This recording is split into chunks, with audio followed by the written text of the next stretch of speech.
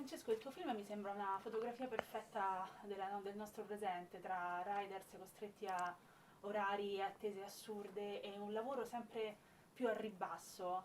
Perché come stronzi stiamo rimanendo a guardare? Sì, perché siamo assuefatti probabilmente dalla comunità della tecnologia. Cioè, la verità, l'amara verità è che probabilmente non abbiamo voluto affrontare le condizioni di lavoro del ride perché ci piace mandare, comprare una pizza sul divano e ci frega anche questa, sulla comunità, sulla pigrizia. E quindi prima che le condizioni del rider venissero fuori, è passato tanto tempo, probabilmente più di quanto sarebbe dovuto passare.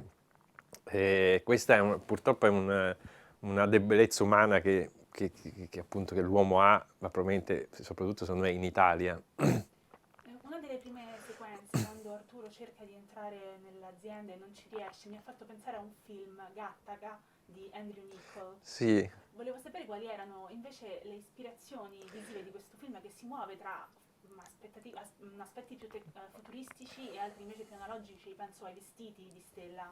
allora io in quel film non l'ho visto, quindi non può essere fonte di ispirazione, ma non perché ho altri film di ispirazione, perché per esempio uno era sicuramente Playtime di Tati, un film che sembra ora, girato credo negli anni 50-60.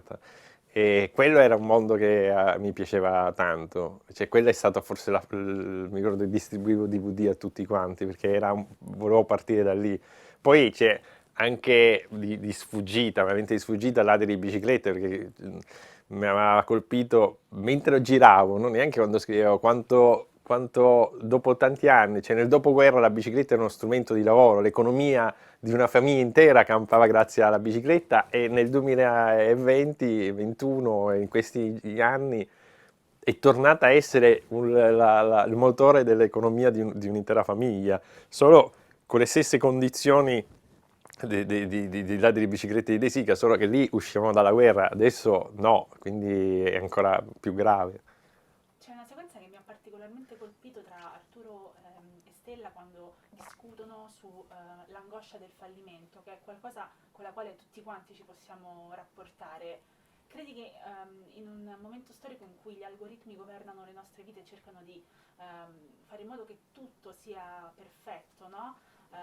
Ci sia bisogno di rivendicare invece la necessità dell'errore, dello sbaglio?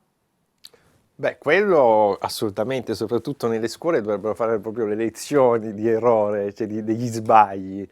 E la ricerca ossessiva della perfezione, tra l'altro non lo fa neanche l'algoritmo, perché anche l'algoritmo sbaglia, solo che non possiamo dire all'algoritmo guarda che è sbagliato, perché è diventato una cosa sacra l'algoritmo.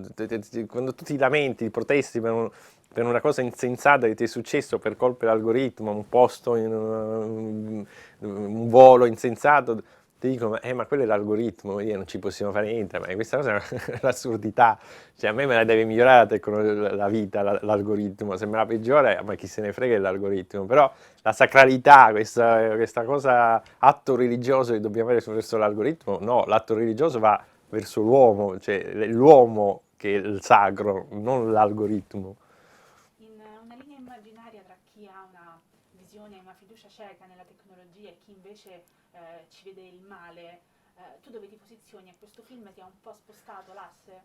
No, quello che dico è che la banalità, la frase banale è che la tecnologia non è cattiva né buona, è l'uso che se ne va, questa è la banalità. Quello che mi sembra è che si chieda a chi è diventato milionario grazie a questa tecnologia, si chieda anche di renderla anche moralmente più accettabile.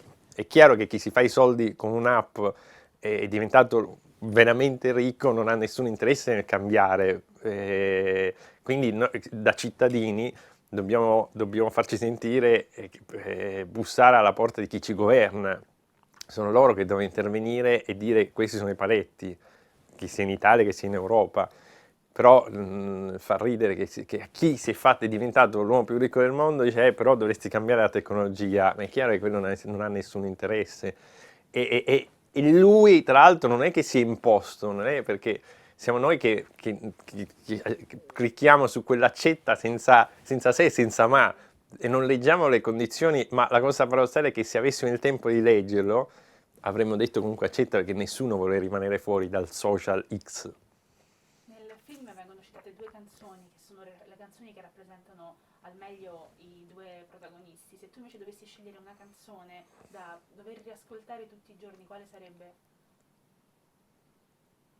Ma io vado a periodi, vado molto con Battiato, a manetta, poi magari mi sposto su De Gregori, però poi torno a Battiato, non c'è una canzone, però per esempio una canzone che mi piace molto, che è nel film, Fuck the Government, è una canzone che avevo sentito per caso di questo gruppo, credo canadese, e anche quello l'ho sentito a manette e mi sono felice di averlo utilizzato nel film. Però non c'ho una canzone X, varia a periodi.